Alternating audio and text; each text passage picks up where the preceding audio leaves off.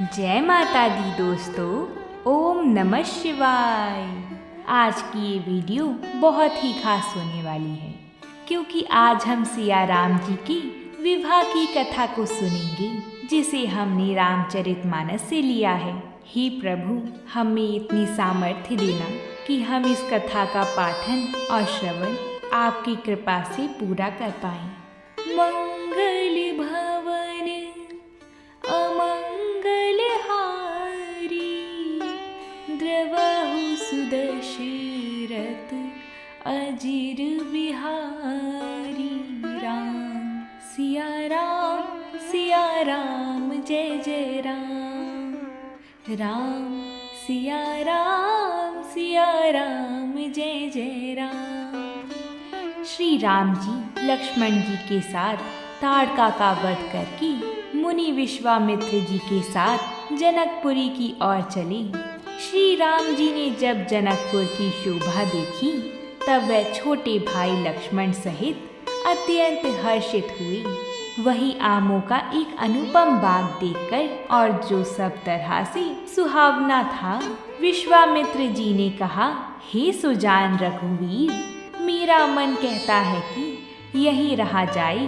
कृपा के धाम श्री रामचंद्र जी बहुत अच्छा स्वामिन कहकर वही मुनियों के समूह के साथ ठहर गए।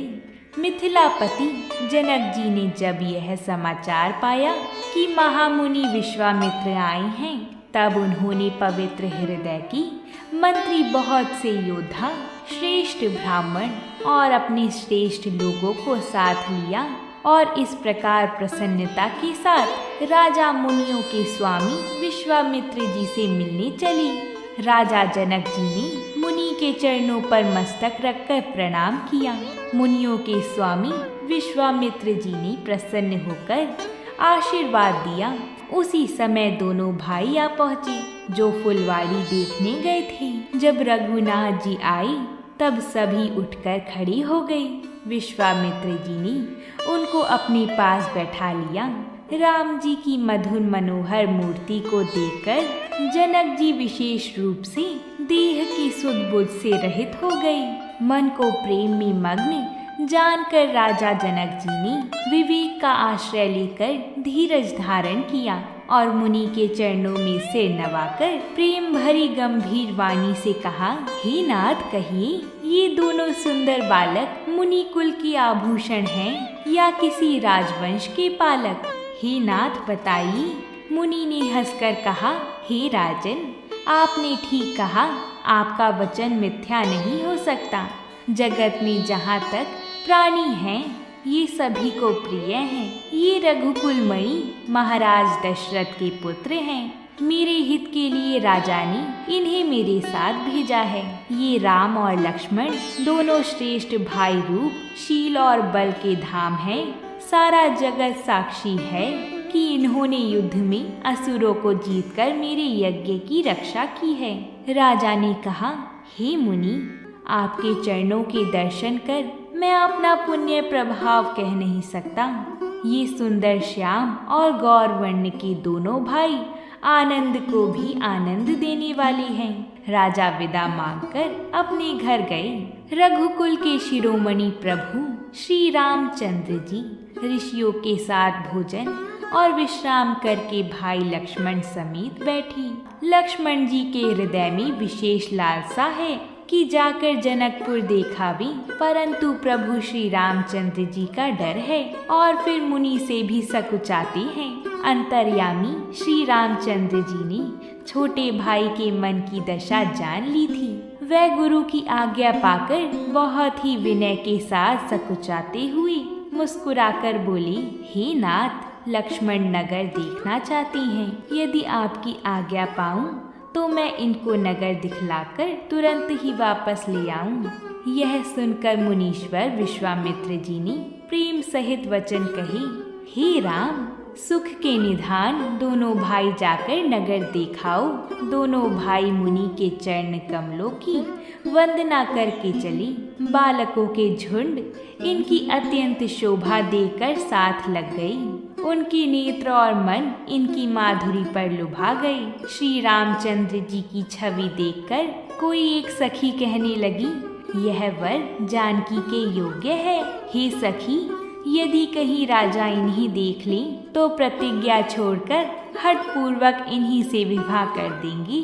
जनकपुर के सभी वासी दोनों भाइयों को देखकर बड़े आनंदित हैं। अगले दिन बाग और सरोवर को देखकर प्रभु श्री रामचंद्र जी भाई लक्ष्मण सहित हर्षित हुए। चारों ओर दृष्टि डालकर और मालियों से पूछकर वह प्रसन्न मन से पत्र पुष्प लेने लगे।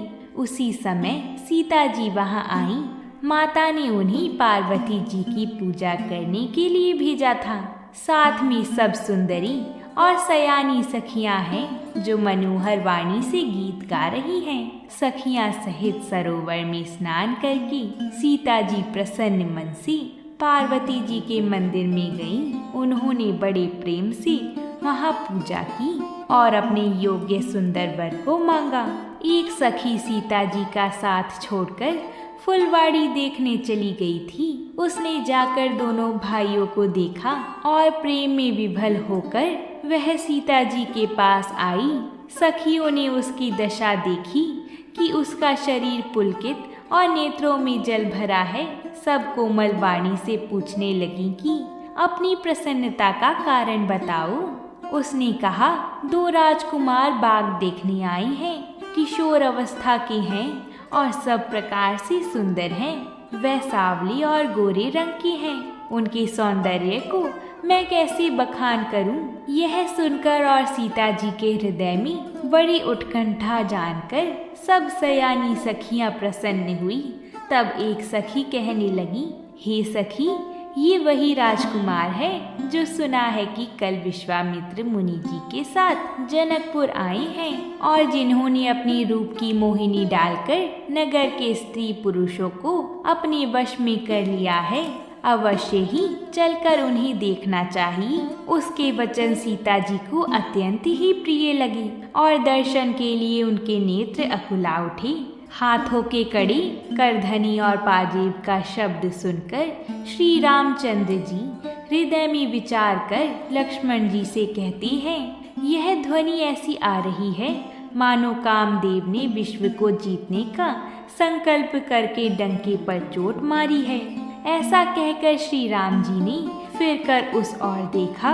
श्री सीता जी के मुख रूपी चंद्रमा को निहारने के लिए उनके नेत्र चकोर बन गए थे। सुंदर नेत्र स्थिर हो गई, टकटकी लग गई। सीता जी की शोभा देखकर श्री राम जी ने बड़ा सुख पाया। हृदय में वह उसकी सराहना करते हैं, किंतु सुख से वचन निकलते नहीं।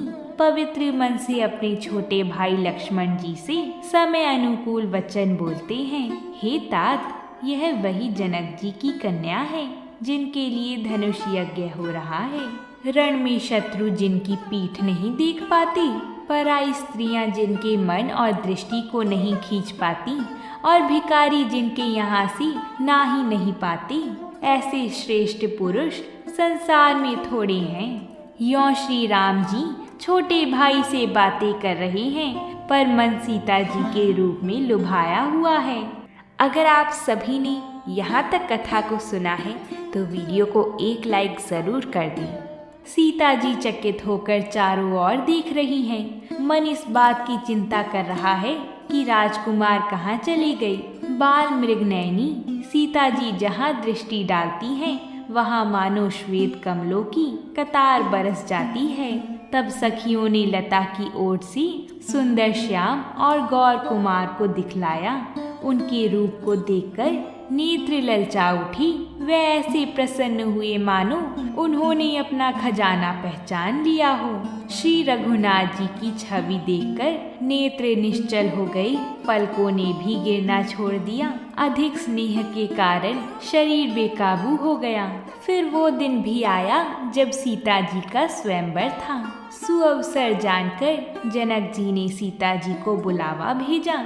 सब चतुर और सुंदर सखियां आदर पूर्वक उन्हें लिवा चली। रूप और गुणों की खान जग जननी जानकी जी की शोभा का वर्णन नहीं हो सकता।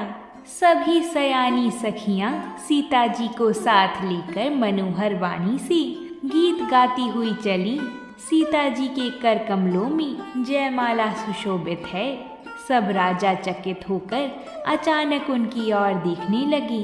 सीता जी चकित चित्त से श्री राम जी को देखने लगी। तब सब राजा लोग मोह के वश हो गए। सीता जी ने मुनि के पास बैठे हुए दोनों भाइयों को देखा तो उनके नेत्र अपना खजाना पाकर ललचाकर वहीं श्री राम जी में जा लगे। परंतु गुरुजनों की लाज से तथा बहुत बड़े समाज को देखकर सीता जी सकुचा गईं। वह श्री रामचंद्र जी को हृदय में लाकर सखियों की ओर देखने लगी। तब राजा जनक जी वंदी जनों को बुलवाती हैं। राजा ने कहा, जाकर मेरा प्रण सबसे कहो। भाट ने श्रेष्ठ वचन कहा, हे पृथ्वी की पालन करने वाली सब राजा गण सुनिए। हम अपनी भुजा उठाकर जनक जी का विशाल प्रण कहते हैं। राजाओं की भुजाओं का बल चंद्रमा है, शिव जी का धनुष राहु है। वह भारी है, कठोर है, यह सबको विदित है। बड़े भारी योद्धा रावण और बाणासुर भी इस धनुष को देखकर उसे उठाना तो दूर रहा, छूने तक की हिम्मत ना हुई। उसी शिव जी के कठोर धनुष को आज इस राज समाज में जो भी तोड़ेगा, तीनों लोकों में विजय के साथ ही उसको जानकी जी बिना किसी विचार के हठपूर्वक वरण करेंगी। प्रण सुनकर सब राजा ललचा उठे। जो वीरता के अभिमानी थे वह मन में बहुत ही तमतमाई, कमर कसकर अकुलाकर उठे और अपने इष्ट देवों को सिर नवाकर चले। वह बड़े ताव से शिव जी के धनुष की ओर देखते और फिर निगाह जमाकर उसे पकड़ते हैं। करोड़ों भांति से जोर लगाते हैं पर वह उठता नहीं। जिन राजाओं के मन में कुछ विवेक है वह तो धनुष के पास ही नहीं जाते।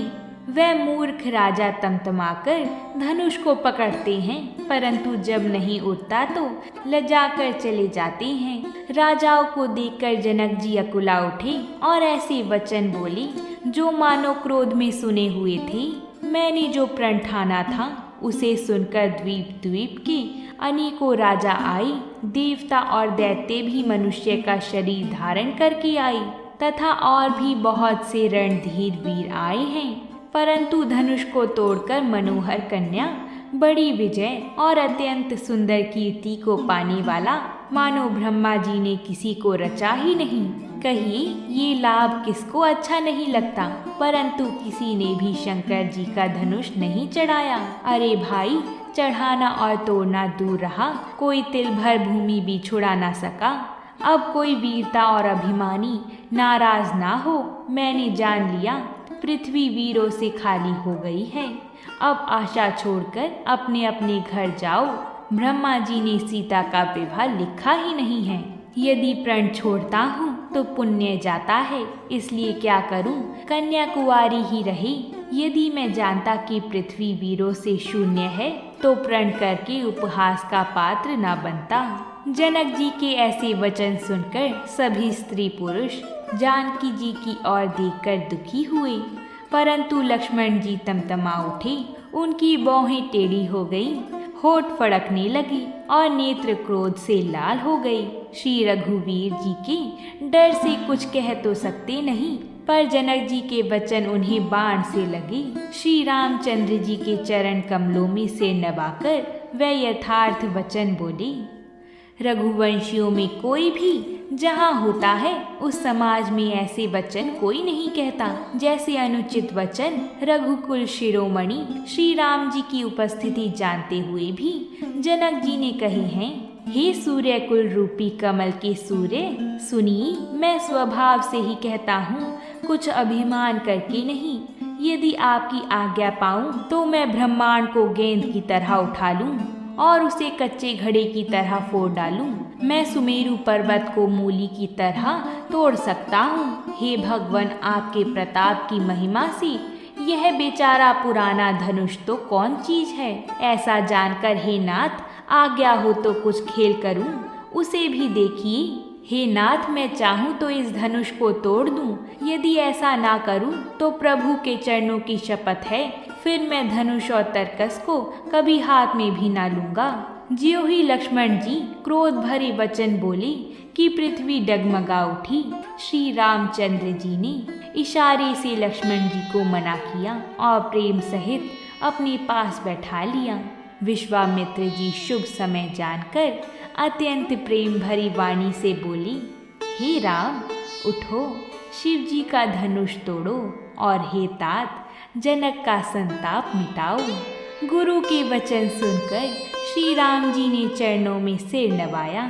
श्री रामचंद्र जी को प्रेम के साथ देखकर सीता जी भयभीत हृदय से व व्याकुल होकर मन ही मन मना रही हैं, हे महेश भवानी, मुझ पर प्रसन्न होइए। मैंने आपकी जो सेवा की है उसे सफल कीजिए और मुझ पर स्नेह करके धनुष के भारीपन को हर लीजिए। तब श्री राम जी ने सब लोगों की ओर देखा, फिर उन्होंने सीता जी की ओर देखा और उन्हें विशेष व्याकुल जाना। मन ही मन में उन्होंने गुरु जी को प्रणाम किया और बड़ी फुर्ती से धनुष को उठा लिया। जब उसे हाथ में लिया तब वह धनुष बिजली की तरह चमका और फिर आकाश में मंडल जैसा हो गया। उसी क्षण श्री राम जी ने धनुष को बीच से तोड़ डाला। प्रभु ने धनुष के दोनों टुकड़े पृथ्वी पर डाल दिए। यह देखकर सब लोग सुखी हुए। सारे ब्रह्मांड में जय जयकार की ध्वनि छा गई, जिसमें धनुष टूटने की ध्वनि जान ही नहीं पड़ती। तब शतानंद जी ने आज्ञा दी और सीता जी ने श्री राम जी के पास गमन किया।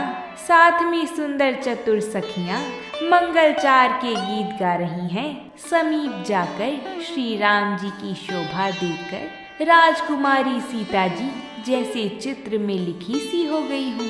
चतुर सखी ने यह दशा देखकर समझाकर कहा, सुहावनी जयमाला पहनाओ। यह सुनकर सीता जी ने दोनों हाथों में माला उठाई, पर प्रेम में विवश होने से पहनाई नहीं जाती। तब सीता जी ने श्री राम जी के गले में जयमाला पहना दी। श्री रघुनाथ जी के हृदय पर जयमाला देखकर देवता फूल बरसाने लगे। नगर और आकाश में बाजे बजने लगी। दुष्ट लोग उदास हो गए और सज्जन लोग प्रसन्न हो गए। देवता, किन्नर, मनुष्य, नाग और मुनीश्वर जय जयकार करके आशीर्वाद दे रहे हैं। सखियां कह रही हैं, सीते, स्वामी के चरण छुओ। किंतु सीता जी अत्यंत भयभीत हुए, उनके चरण नहीं छूती। गौतम जी की स्त्री अहिल्या की गति का स्मरण करके सीता जी श्री राम जी के चरणों को हाथों से स्पर्श नहीं कर रही हैं। सीता जी की अलौकिक प्रीति जानकर रघुकुल मणि श्री रामचंद्र जी मन में हंसे। तब सखियां उन्हें वहां ले गईं, जहां सीता जी की माता थी।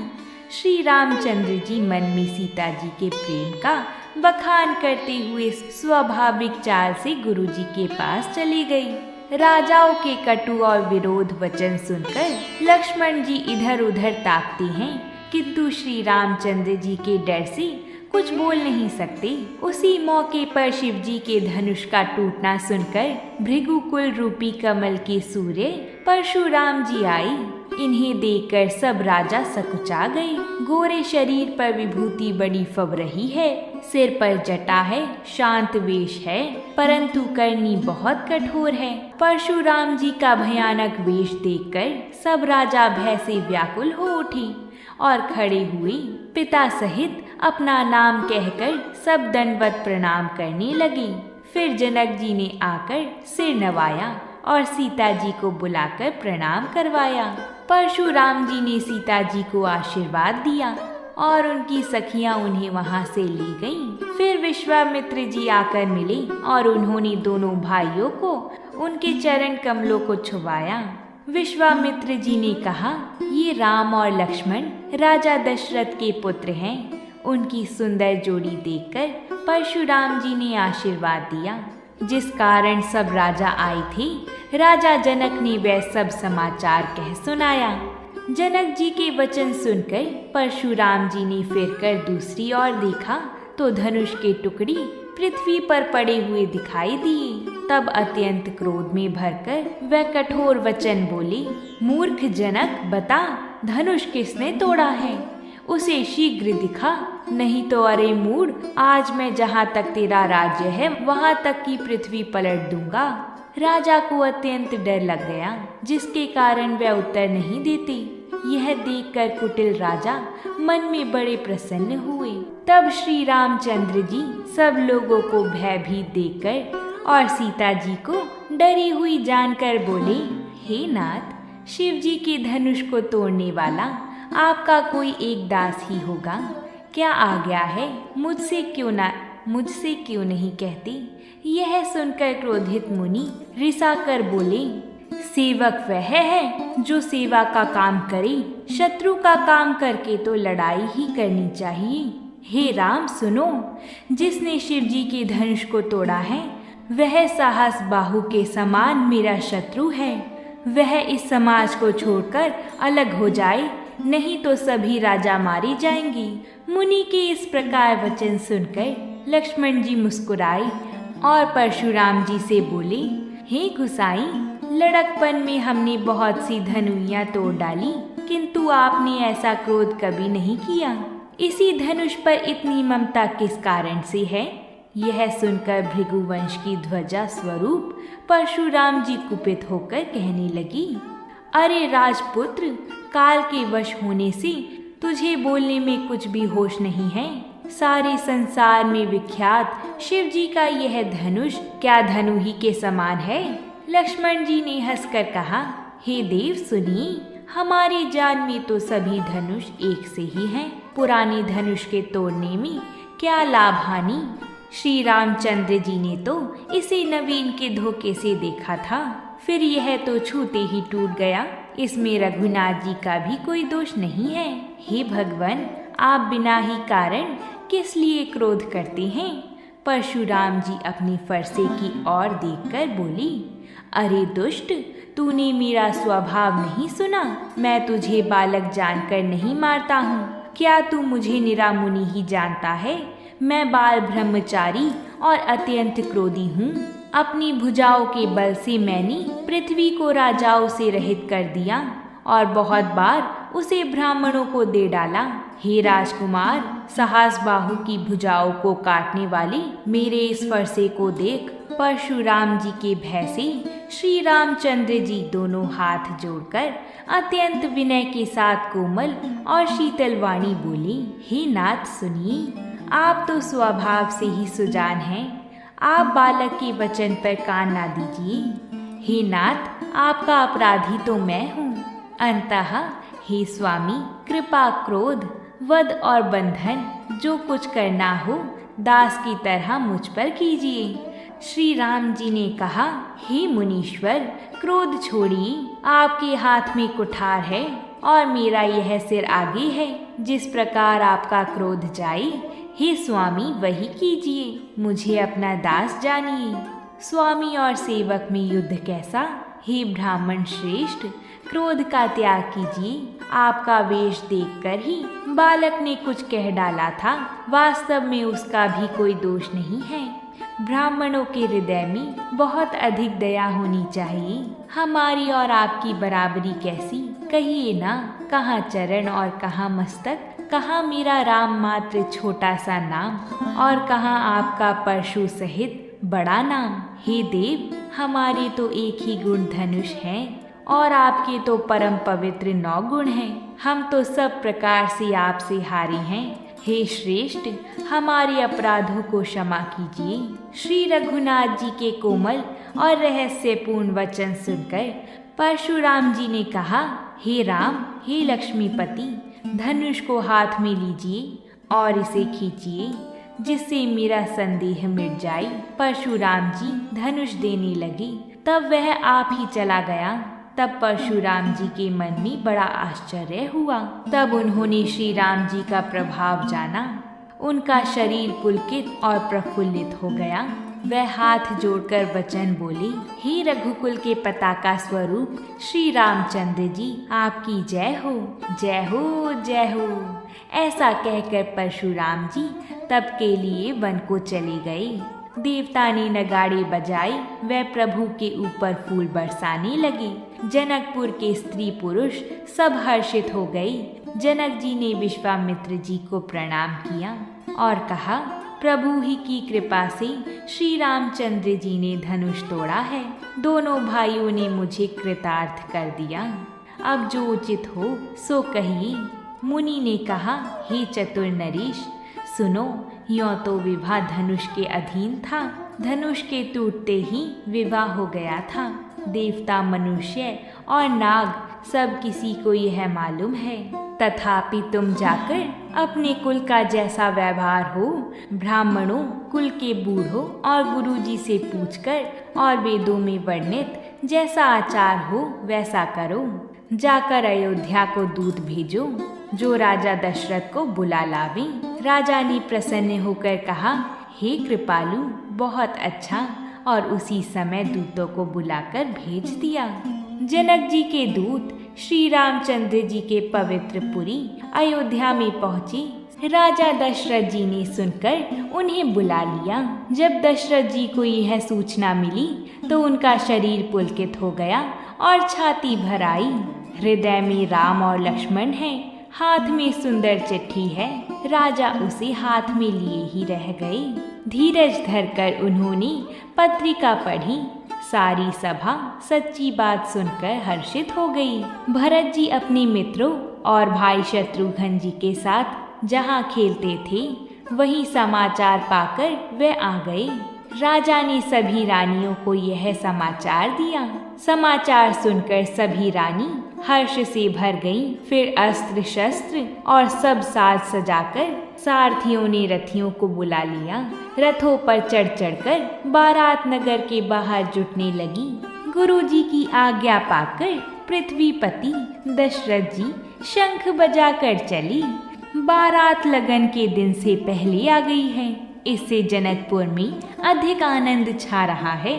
निर्मल और सभी सुंदर मंगलों की मूल गोधूली की पवित्र बेला आ गई। जब सभी ने राम जी को देखा तो वह सभी हृदय में हर्षित हुए। नख से शिखा तक श्री रामचंद्र जी के सुंदर रूप को बार बार देखते हुए पार्वती जी सहित भगवान शिव जी का शरीर पुलकित हो गया और उनके नेत्र जल से भर गए। रानी ने आरती करके अर्घ दिया। तब श्री राम जी ने मंडप में गमन किया। राजा दशरथ जी अपनी मंडली सहित विराजमान हुए। सीता जी का श्रृंगार करके मंडली बनाकर प्रसन्न होकर उन्हें मंडप में लिवा चली। सीता जी की सुंदरता का वर्णन नहीं हो सकता, क्योंकि बुद्धि बहुत छोटी है और मनोहरता बहुत बड़ी है। रूप की राशि और सब प्रकार से पवित्र सीता जी को बारातियों ने आते देखा। सभी ने उन्हें मन ही मन प्रणाम किया। इस प्रकार सीता जी मंडप में आई। उस अवसर की सब रीति व्यवहार और कुलाचार दोनों कुल गुरुओं ने किए। गुरुजी प्रसन्न होकर गौरी जी, गणेश जी और ब्राह्मणों की पूजा करा रही हैं। देवता प्रकट होकर पूजा ग्रहण करते हैं, आशीर्वाद देते हैं और अत्यंत सुख पा रहे हैं। इस प्रकार देवताओं की पूजा करा के मुनियों ने सीता जी को सुंदर सिंहासन दिया। दोनों कुलों के गुरु वर और कन्या की हथेलियों को मिलाकर शंखोच्चार करने लगे। पाणी ग्रहण हुआ। यह देखकर ब्रह्मा आदि देवता, मनुष्य और मुनि आनंद में भर गए। जैसे हिमवान जी ने शिव जी को पार्वती जी और सागर ने भगवान विष्णु जी को लक्ष्मी जी दी थी, वैसे ही जनक जी ने श्री रामचंद्र जी को सीता जी समर्पित की। विधि पूर्वक हवन करके गठजोड़ी की गई और भावरे होने लगी। वर और कन्या सुंदर भावरे दे रही हैं। सब लोग आदर पूर्वक नेत्रों का परम लाभ ले रहे हैं। मुनियों ने आनंद पूर्वक भावरे फिरवाई और नेग सहित सब रीतियों को पूरा किया।